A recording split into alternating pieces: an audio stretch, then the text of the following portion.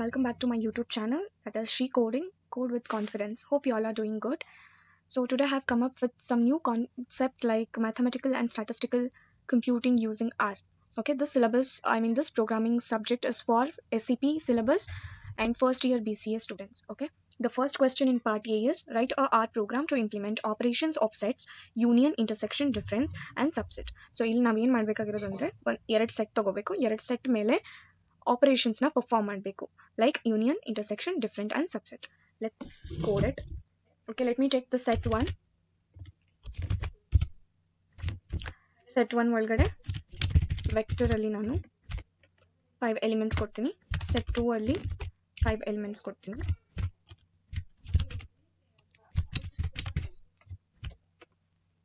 Okay, so my two sets are ready. Now let me perform few operations on it. So I'll use the cat function to display the output instead of print function, because print function displays only one value at a time, but cat function will display more than one value. The disadvantages in print will be overcome in this cat function. Okay, so first we'll find the union of set 1 and set 2 is union of set 1 comma set 2. Okay, union is nothing but adding or combining both set 1 elements and set 2 elements together and forming a different set. So as soon as I press enter, all these elements will be printed and it will remove the duplications of elements and displays only ones. Okay, cat of intersection of set 1 and set 2 is intersect is a function that we use. Intersect two sets. Now I use slash in here and press enter. So the common element in both the set is 4 and 5. Correct? We have 4 here also and we have 4 here, 5 and 5. Okay, so this output is right. So as soon as I have typed slash in here, my cursor has come to next line. Okay, the next operation is difference. So to find difference of set 1 and set 2, that is set 1 minus set 2 is, so this is how it works. Set 1 minus set 2 will be the difference. Is I will be using set diff as a function to find set 1 comma set 2. Okay, first ಯಾವ set ಕೊಟ್ಟಿದ್ದೀನಿ ಆ set ನ next set ಜೊತೆಗೆ compare ಮಾಡುತ್ತೆ. See, 1 2 3 is my output. ಯಾಕೆ 6 7 8 ಬರಲಿಲ್ಲ ಅಂದ್ರೆ I am comparing my set 1 with set 2 and not set 2 with set 1. So set 1 ಅಲ್ಲಿ ನನಗೆ 1 2 3 4 5 ಇದೆ, set 2 ಅಲ್ಲಿ 4 5 6 7 8 ಇದೆ. So set 1 ಅಲ್ಲಿ 1 2 3 ಇದೆ, but set 2 ಅಲ್ಲಿ ಅದಿಲ್ಲ, ಬರೀ ಅದು ಮಾತ್ರ ನನಗೆ ಪ್ರಿಂಟ್ ಆಗ್ತಾ ಇದೆ. Okay, ಅಂದ್ರೆ set 2 will be compared with set 1. 2 will be compared with set 1. ಈ ತರ ಕೊಟ್ಟಾಗ it will print 6 7 8 as a output. Okay, so here I am minusing set 2 from set 1. Here I am minusing set 1 from set 2. The next operation is subset. So here I will be checking whether set 1 is a subset of set 2 and vice versa. Okay, I need boolean value here as true or false. So I will ask the compiler that is set 1 a subset of set 2. Okay, so I'll give all set 1 in. This is a miscellaneous operator. I'll be using this to find whether the elements in set 1 is present in set 2 or not. Okay, all the elements must be present in set 2.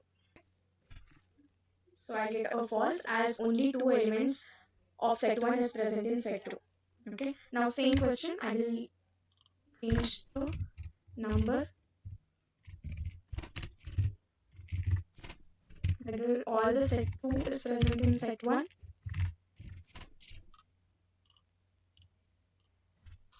That is also false. No set 2 elements is present in set 1.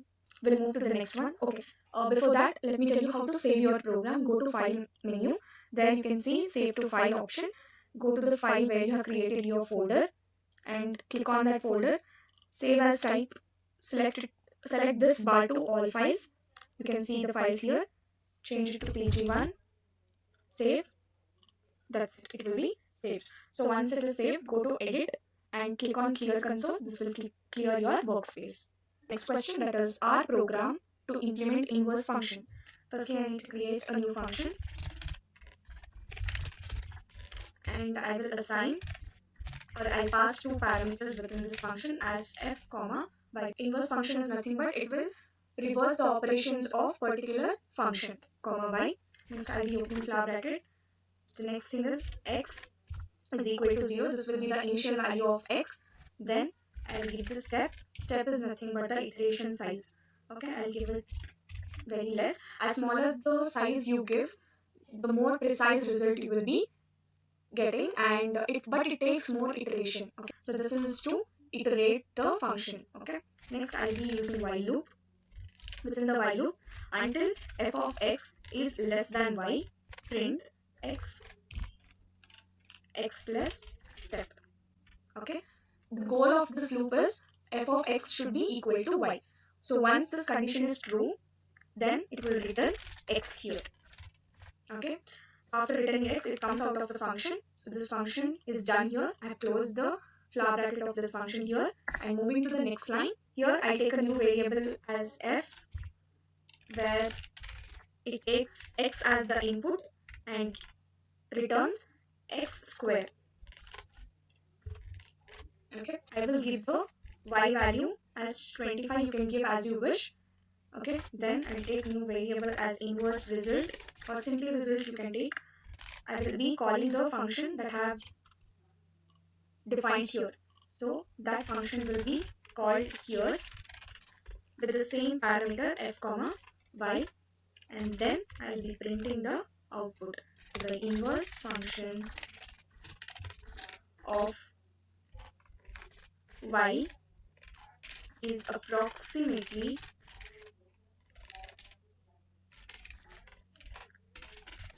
the result.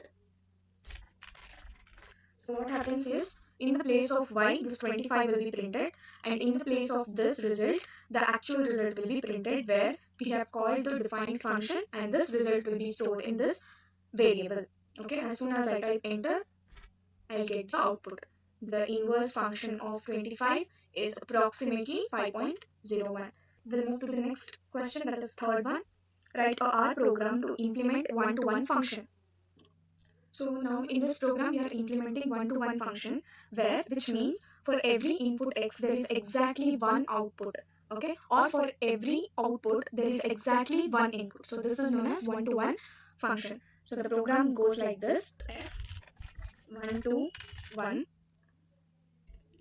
will be a function where we are defining and passing single parameter, that is x. Okay, then we are returning x plus 1. This is the function we are defining and this is the return value. So I'll close the function 1 to 1 here, and the next will be the domain is equal to 10 is to 10. Okay, this is the range. Wherever you see the colon, that will be known as the range. So this creates a vector containing the numbers from 10 to 10, okay, which is just 10. Codomain is apply will be the new variable that will be holding the domain, comma f1 to 1 parameter. Okay, so this way this function is holding two parameters, that is domain and f underscore 1 to 1. Done. So the next is, to each element of domain vector it stores the result in a new vector called codomain. So the next line is, I'm confirming is 1 to 1 is equal to length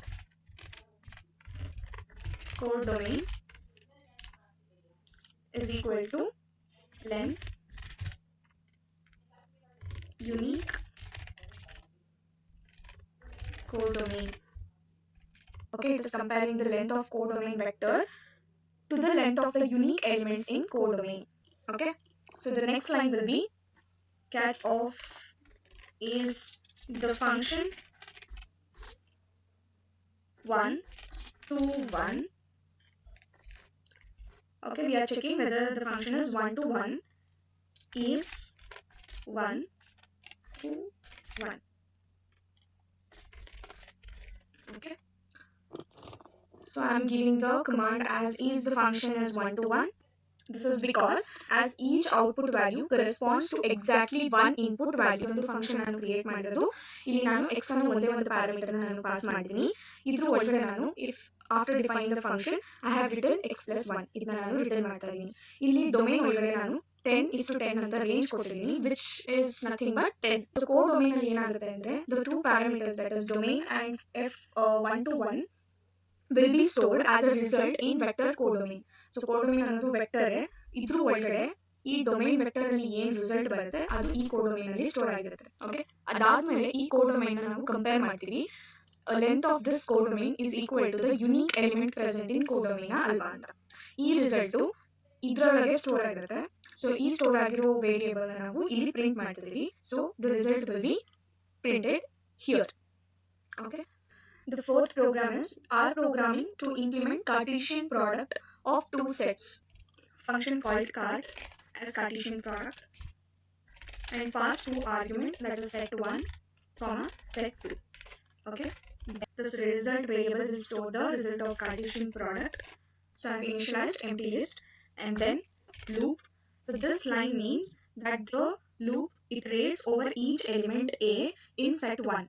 So each element A ಇದೆಯಲ್ಲ ಅದನ್ನ set 1 ಅಲ್ಲಿ iterate ಆಗ್ತಾ ಇರುತ್ತೆ okay next is for B in set 2 so each element B in set 2 will be iterated okay ನಾವು for the nested loop ನ create ಮಾಡಿದೀವಿ so ಆ nested loop ಒಳಗಡೆ result variable ಗೆ ಒಂದು ಹೊಸ ಎಲಿಮೆಂಟ್ ನ ನಾವು ಅಪೆಂಡ್ ಮಾಡ್ತಾ ಇದೀವಿ as a result list okay so result C result comma list so e list ಒಳಗಡೆ we are giving a comma b okay small a and small b so we are closing it e line ಅರ್ಥ ಏನು ಅಂದ್ರೆ the new element is a list containing the current element is a ಮತ್ತೆ b these are the elements that we are appending into the empty list okay as a new list will be stored in this result okay updated list ಏನಿದೆ ಅದು ಈ result ಅಲ್ಲಿ store ಆಗಿರುತ್ತೆ okay initial ಆಗಿ ನಾವು ಎಂಟಿ list ನ ಇಲ್ಲಿ ಕೊಟ್ಟಿದ್ವಿ ಇವಾಗ ನಾವು ಆ ಲಿಸ್ಟ್ ಒಳಗಡೆ ಹೊಸ ಎಲಿಮೆಂಟ್ ನ ಅಪೆಂಡ್ ಮಾಡಿದ್ವಿ ಆ ಲಿಸ್ಟ್ ನ ನಾವು ಈ ಲಿಸ್ಟ್ ಅಲ್ಲಿ ಸ್ಟೋರ್ ಮಾಡ್ತಾ ಇದೀವಿ so this is known as inserting new element into the list this is a kind of operation that we perform on the list okay next step is close the bracket yeah next is we will return the result okay result na ನಾವು return ಮಾಡ್ತಾ ಇದೀವಿ after returning the result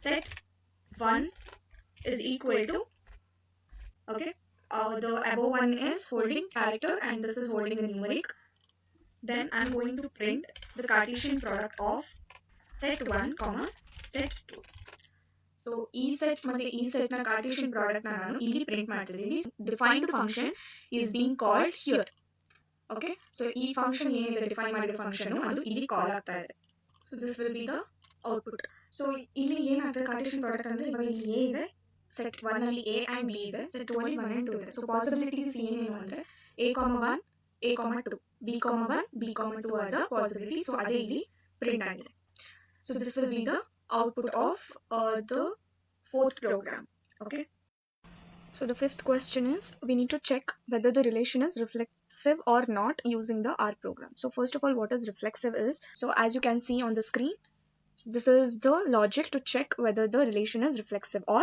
not clear okay we'll move to the program so first let me create is reflexive as a function name that holds a function with two parameters that is relation and elements okay next so s apply ಅನ್ನೋದು ಏನು ಹೇಳ್ತಾ ಇದೆ ಅಂದ್ರೆ it applies a function to each element in elements okay so then the function checks if the element x okay this element x is in the list of elements related to x ex ಅಲ್ಲಿ present ಇದೆಯಾ that is in the relation x okay we will have one more thing that is relation hold some data frame from vector 2 means till vector same, then close. Here the relation gets closed, that is holding few elements from ABC to ABC vector, and then is elements. These elements are present in this function, okay, parameter we have passed here. So then is relation list has, using the split function will split the relation that are in to column and the relation that are in from column. Okay, next thing is I'm calling the function here is reflexive relation list comma elements. Okay, so this will be true because my from relation and two relations are same and these both relations are equal to the elements. Here the from vector is a, b and c, but the to vector is 1 2 3, which is not equal to the elements relation. Okay, so therefore this program will give the result as false, where relation of 2 is not equal to relation of from. The result will be false. So our next program is, we need to check whether the given relation is transitive or not. The relation A must be equal to B and B must be equal to C and A must also be equal to C. Only then we can say it as transitive relation. Create a function that is transitive with one parameter relation, and then I'll go for loop. In the for loop I have written I in 1 is to n row of relation. This means this line states that a loop that iterates over each row I in the relation matrix. Same with J, it will iterate J with relation matrix. Okay, so here this will check the second element of row I is equal to the first element of row J. If this condition is true, then it will check with the next condition. If there's no direct relation from I to J. See, here there is no I, here there is no J. So if there is no direct connection or relation with I to J, okay, so if this condition is true, then it is not a transitive relation. So therefore it will print false. If this condition is false, then it will print true. This line, we need to create a matrix of 3 cross 2. This function is being called here, where relation is holding this matrix. This is how this program works. I'll get the output as true. Yes, it is a transitive relation. To get intransitive, I mean the result as false, then we need to change this line here. If I print it now, the result will be false, as this condition will become true. This statement will be executed. Okay, it is false. Hope you have understood this program. If not, let me explain you again. Please do comment if you are not understanding the concept. Let me change my way of teaching so that you can understand properly, because as it's a one-way interaction, I cannot know whether you are understanding or not. So please do comment their Instagram handle where you can message me and clear your doubts there. Okay, so we'll move to the next program. Write a R program to implement logic gates, not, and, or, XOR. Let us start with that. So first is X will be initialized to true and Y will be initialized to false. So cat of not symbol is exclamatory. After that, followed by the variable. And then next line. So I'll get the result as false. Correct. Next, cat AND gate. Okay. So in the AND gate, true plus false will give you the false value. ಯಾಕೆ ಅಂದ್ರೆ AND gate ಅಲ್ಲಿ ಒಂದು false ಇದ್ರೂ ಅದು false ಅಂತಾನೆ ತಗೊಳುತ್ತೆ, ಎರಡು ಕೂಡ true ಇರಬೇಕು, true value ಬರಕ್ಕೆ. Okay, so AND gate of X and Y is false. When it comes to OR gate, so here X is true and Y is false. So either of them, any one is true, the result will be true in the OR gate. So the result will be true. Okay. Next, we'll move to the XOR gate. If both are true, then it will the result will be false. If both are false, then also false. If one of them is true, then only it is true. X is true, Y is false, so the result will be true. Okay. So let me show you if X is true and Y is also true, how will the XOR gate works. So XOR will be false, as X and Y both are true, the XOR gives us the false value. The next one and the last one in this part A is our program to check whether the given relation is symmetric. If a relation A belongs to B, then it is obviously B also should belongs to A. It's kind of vice versa. Okay, if A is equal to B, B should be also equal to A in the same relation. Okay, so we'll move to the coding. First, I'll be creating a function called eSymmetric, where I will have one parameter, that is relation. Then I'll be returning the identical value. So if A is equal to B, then B is equal to A. That obviously both the relation are equal. Next, the relation that is passed in the function will hold the matrix number of rows is equal to 3, and it should be arranged in the form of row. So I'll give by row as true as a parameter here. This will be my first matrix. Okay, then is my second matrix. Then next I will be printing the eSymmetric function. I'm calling the eSymmetric function here along with the relation name, relation 1. So this is the symmetric matrix. Is relation 2 false. Okay, so it is printing false here. This is true. So this is how we will check whether the relation is symmetric or not. That's it for part A, guys. In this part A, you have almost studied how to perform operations on set like union, intersection and subset difference, and then you also found how to implement inverse function and how to implement a one-to-one function and how to implement Cartesian product of two sets, and also you checked whether the given relation is reflective, symmetric, transitive. Okay, and then you also studied about implementing the logic gates like and, or, not, XOR.